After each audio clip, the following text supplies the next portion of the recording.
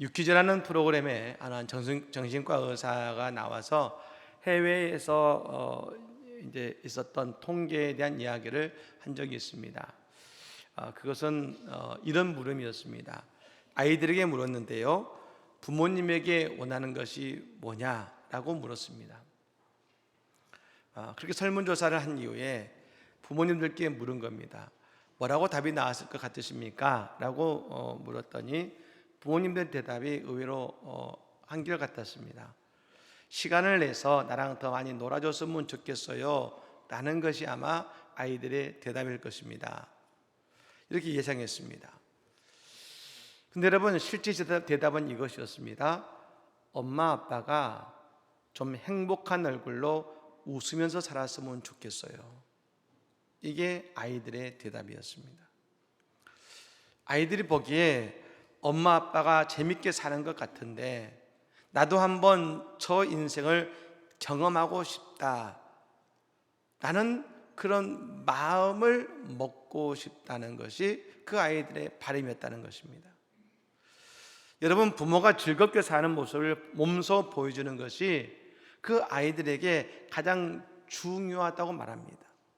이것을 인생의 모델링이라고 말하죠. 여러분, 예수님께서는 제자들과 함께 늘 먹고 마시면서 즐거워하셨습니다. 예수를 따라다니면 병이 낫고 인생의 낙심한 자들이 소망을 얻는 그 모습 속에 예수님도 제자들도 함께한 모든 이들이 늘 즐거웠습니다. 여러분, 오늘 우리는 예수님을 내 인생의 모델링으로 삼아야 되는 것입니다. 예수님께서 이 땅에서 십자가를 질 수밖에 없는 그런 시대에 그 땅에 오셨지만, 그러나 그곳에 있는 모든 이들에게 웃음을 주시고 소망을 주셨던 예수님, 그 예수님과처럼 우리가 살아가게 될 때 나의 모든 저질 속에서도 나는 웃을 수 있는 은혜의 삶으로 나아갈 수 있는 것입니다. 오늘 예배가 예수님을 닮아가서 늘 항상 웃고 우리에게 소망을 갖게 하는 이 복된 예배 자리가 다 되시기를 예수님으로 간절히 축복합니다. 플라톤이라는 철학자가 인간의 삶을 네 가지 유형으로 이야기했습니다.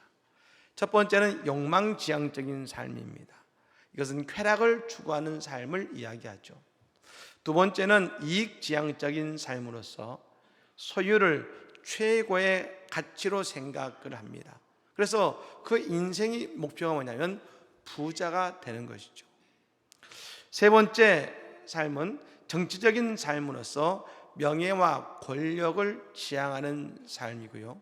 마지막 네 번째 삶은 관조적으로 사는 삶을 이야기하면서 의미와 가치를 추구하고 지혜를 추구하는 삶을 사는 모습을 이야기했습니다. 당연히 이 플라톤은 이 네 번째 삶인 관조적으로 사는 삶을 추구해야 된다 이야기를 한 것이죠. 즉, 여러분, 이 땅에 살아가는 우리의 삶의 모습이 대체적으로 욕망과 이익과 권력을 지향하는 삶을 살아가고 일부분만이 의미와 가치를 추구하는 삶을 살아가고 있다는 것입니다. 그래서 배움을 통해서 삶의 방향을 의미와 가치를 추구하는 인생으로 바꿔야 된다고 그런 이야기하고 있는 것입니다. 이것은 여러분, 우리의 신앙생활에서도 어느 정도 적용이 되는 말씀인 것 같습니다. 특히 예수님은요, 씨 뿌리는 비유를 통해서 신앙인에 대한 모습을 설명해 주고 있었습니다. 지금 예수님 앞에 있는 그 모든 이들은 유대인들이죠. 예수의 제자도 있었습니다만 그들은 다 유대인이기 때문에 하나님을 섬깁니다. 근데 그들에게 신앙인의 네 가지의 모습을 설명해 주셨는데, 첫 번째는 뭐냐면 길가와 같은 크리스찬이라는 것입니다. 이들을 달리 말하면 명목상 크리스찬이죠. 교회는 나오는 것 같은데 하나님이 안 믿어지는 사람들이죠. 즉, 여러분, 말씀의 씨앗이 떨어지지만 곧 새가 와서 먹어버리듯 악한 자 마귀가 와서 그 심령에 떨어진 말씀을 먹어버려서 하나님을 믿지 못하게 만드는 그래서 여러분 길가와 같은 크리스찬들이 있습니다. 두 번째는 뭐냐면 돌밭과 같은 크리스찬이라는 겁니다. 이들을 비상적인 크리스찬이라고 말하죠. 이들은 지식으로 하나님을 아는 경우입니다. 많이 들어서 지식으로 하나님이 어떤 분인지 압니다. 그런데 어려움이 닥쳐오고 힘든 일이 오면 곧바로 하나님을 잃어버린 것입니다. 왜요? 그들은 체험적 하나님이 아니라 지식이 하나님을 알기 때문에 그런 것입니다. 세 번째, 가시떨기와 같은 크리스찬입니다. 이들을 향해 세속적인 크리스찬이라고 말합니다. 하나님의 말씀도 좋습니다. 그런데 말씀보다 세상의 물질이 더 좋은 것입니다. 즉 세상의 성공을 위해서 신앙의 양심을 저버리고 말씀보다 세상의 물질을 더 사랑하는 여러분 세속적인 크리스찬들이 있죠. 마지막 네 번째 크리스찬이 뭐냐면 좋은 땅과 같은 크리스찬이라는 겁니다. 이들을 이렇게 얘기할 수 있습니다. 열매 맺는 크리스찬인 것입니다. 말씀이 그들의 삶에서 구체적인 열매를 맺고 하나님의 살아계심을 분명히 맛보아 알게 되는 것입니다. 사랑하는 여러분, 오늘 나는 이 네 가지 가운데 어떤 크리스찬입니까?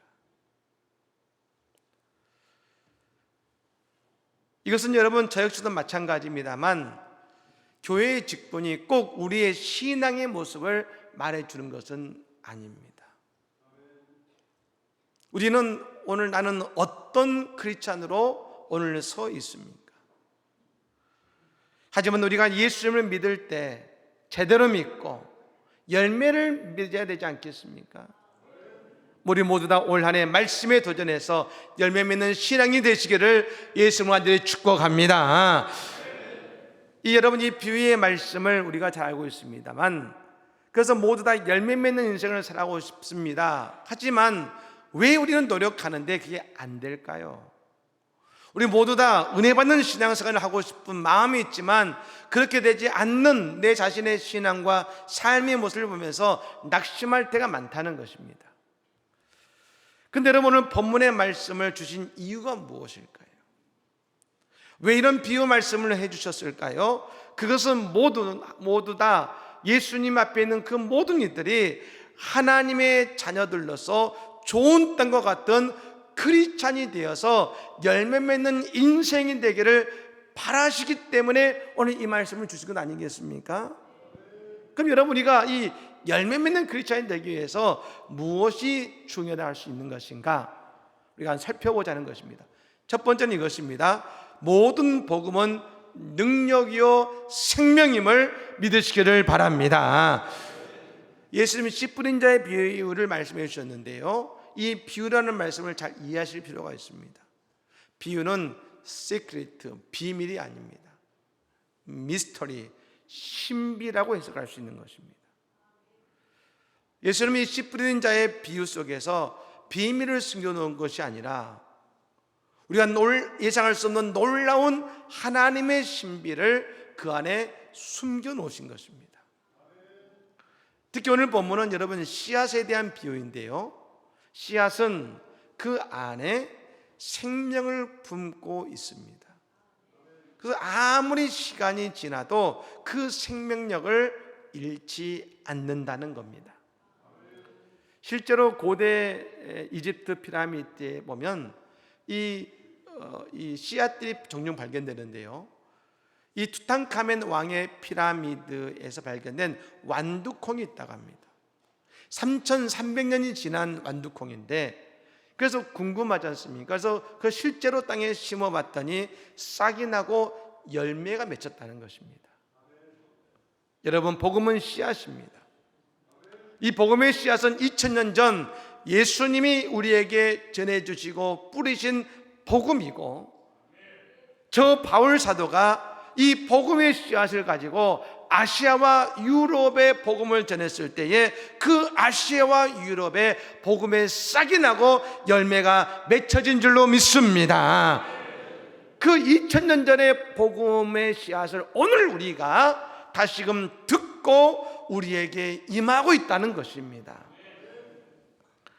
즉 그 복음이 지금 당장은 아무런 뿌리를 내지 못한 것 같이 보일지 모르겠지만 하나님께서 우리의 인생의 땅을 갈아서 옥토가 되게 하실 때가 있다라는 것입니다. 우리는 하나님께 탄식할 때가 있습니다. 하나님, 왜 내게 이런 어려움을 주십니까? 왜 이렇게 힘든 일을 내게 주십니까? 근데 그때 하나님이 어떤 말씀을 우리에게 주시는지 아십니까? 내가 너에게 축복의 씨앗, 은혜의 씨앗, 복음의 씨앗을 뿌렸는데 내게 있는 그 씨앗을 심기 위해서, 그 씨앗이 열매 맺게 해주려고 너의 길가와 같은, 너의 가시덤불과 같은, 너의 돌불과 같은 너희의 단단해진 땅을 지금 갈아엎고 있다. 여러분, 그 땅에 갈아엎어지면 씨앗이 심겨진 거 아니겠습니까? 여러분, 오늘 아침에 우리 모두가 다 하나님의 말씀을 듣습니다.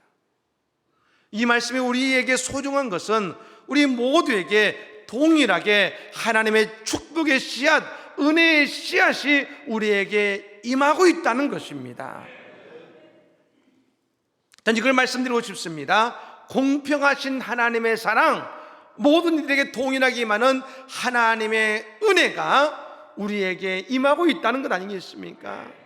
여러분, 예배하는 우리 모든 이들에게 동일하게 내리는, 나를 살리는 생명의 씨앗, 나를 구원하는 복음의 씨앗, 축복의 씨앗이 우리 모두에게 동일하게 임하게 있음을 믿으시기를 바랍니다.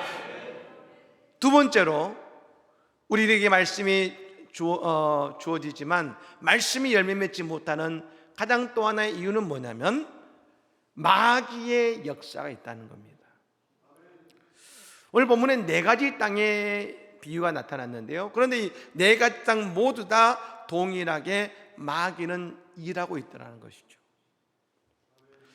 예수님께서 오늘 본문의 말씀 18절 이하에 이 오늘 비유를 해석해 주셨는데요, 길가에 떨어진 씨앗을 악한 자가 와서 그 뿌려진 씨앗을 빼앗는다 하겠습니다.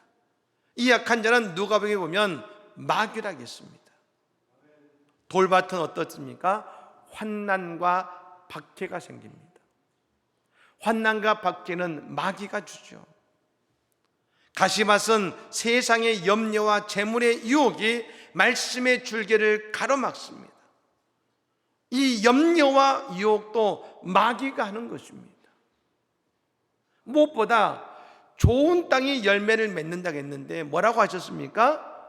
어떤 것은 100배, 어떤 것은 60배, 어떤 것은 30배의 결실을 거둔다고 했습니다. 왜 이렇게 차이가 나는 것일까요? 그냥 100배면 다 100배이지, 좋은 땅이면.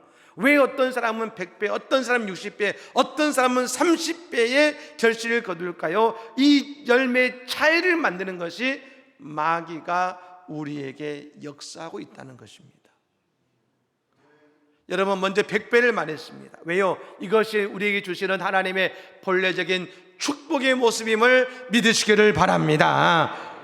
그런데 여러분, 우리의 환경 속에 그 축복의 숫자를 깎아먹는 것이죠.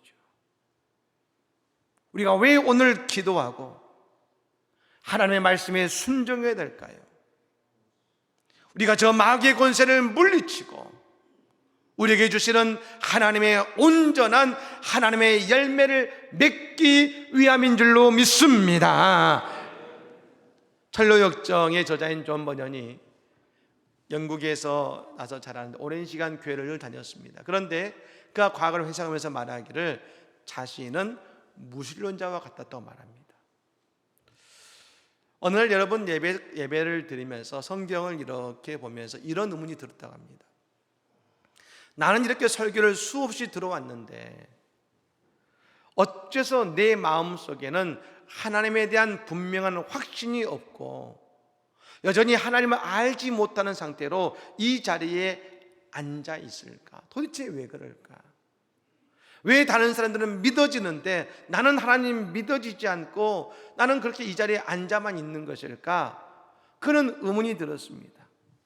그러다가 존 버년이 마태복음 13장인 오늘 말씀을 읽다가 어느 날 충격을 받았습니다. 자기 마음속에 떨어지는 말씀의 씨를 빼앗아가는 빼앗아가는 것이 사탄이라는 사실에 그는 놀란 것입니다. 만약 사탄이 내 마음속에 있는 하나님의 말씀을 빼앗아가는 것이라면, 그래서 이 말씀을 대할 수 있는 안목이 없어져서 영적인 맹인의 상태에 머물러 있었던 것이라면, 하나님의 말씀의 씨를 안 주시는 것이 아니라, 나를 알게 할 수 있는 말씀을 안 주신 것이 아니라 그 말씀을 사탄이 가져가서 하나님을 알지 못했던 것이라면, 그래서 내 삶이 변화되지 못했던 것이라면 나는 지금 사탄에게 속고 있구나라는 사실을 깨닫게 된 것입니다.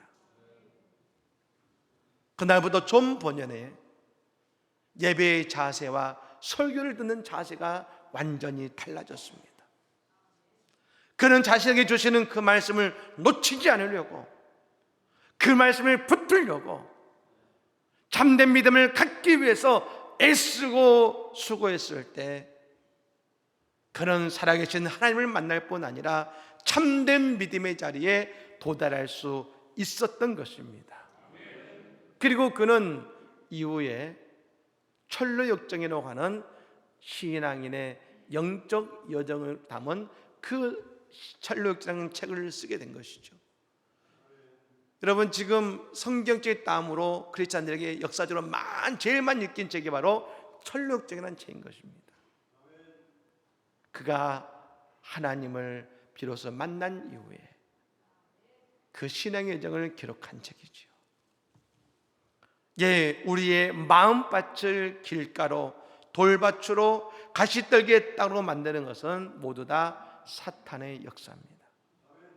그래서 우리는 늘 깨어 기도하고 하나님의 말씀을 묵상해야 되는 것입니다. 말씀을 들을 때에 예배자가 되어서 하나님의 말씀에 반응해야 되는 것입니다. 여러분, 예배는 우리가 광경처럼 앉아서는 안 되는 것입니다. 예배는 하나님 앞에 반응해야 되는 것입니다. 우리는 여러분 코람되어 언제나 하나님 앞에 서 있는 하나님의 자녀라는 사실을 우리는 깨달아야 될 줄로 믿습니다. 그 상태에서 말입니다. 오늘 9절 말씀 이렇게 말씀합니다. 9절 말씀 읽어볼까요? 읽습니다. 귀 있는 자는 들으라 하시니라. 아멘. 여러분, 귀 있는 자는 들으라 하셨습니다. 그건 무슨 말씀입니까? 지금도 우리에게 말씀하시는 예수님이시라는 것입니다.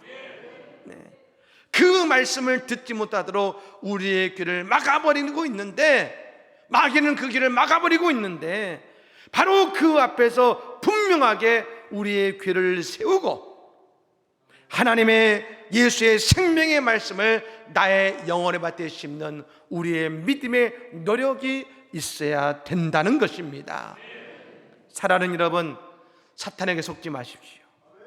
우리는 오직 예수님만을 바라보고 그분의 말씀을 듣고 그 말씀에 순종해야 될 줄로 믿습니다.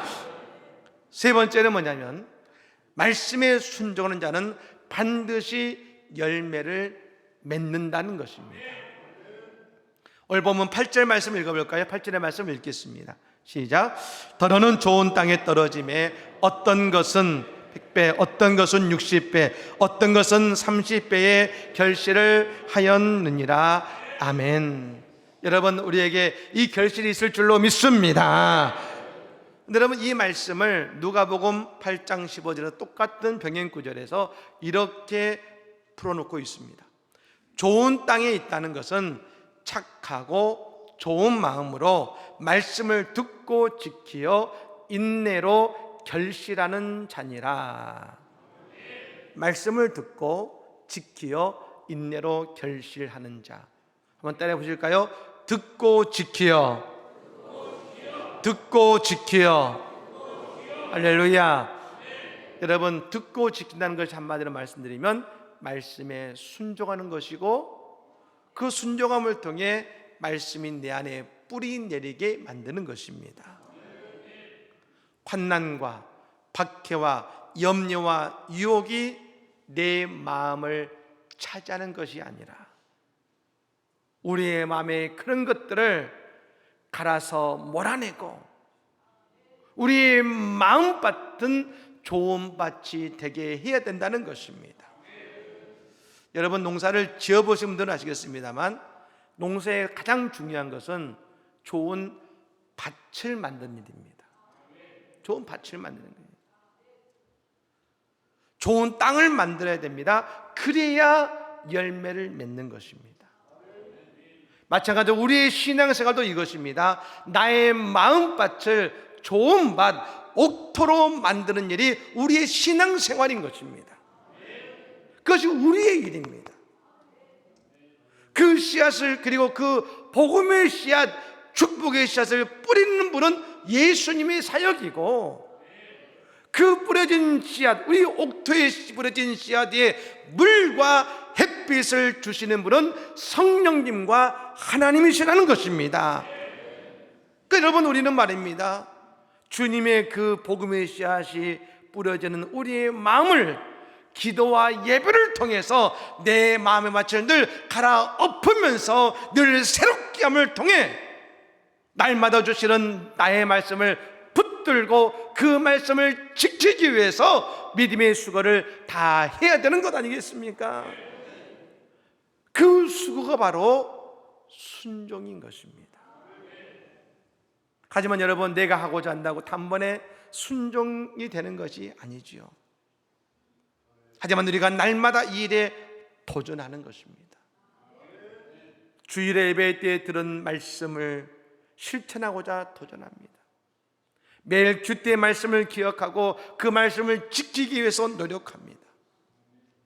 그 수고가 때로는 헛되고 그것이 안 되는 것 같은 낙심할 때도 있을 것입니다. 하지만 어느 순간 그 말씀이 나를 이끌어가는 인생이 되어 있을 것입니다. 여러분, 사람은요 변하지 않습니다.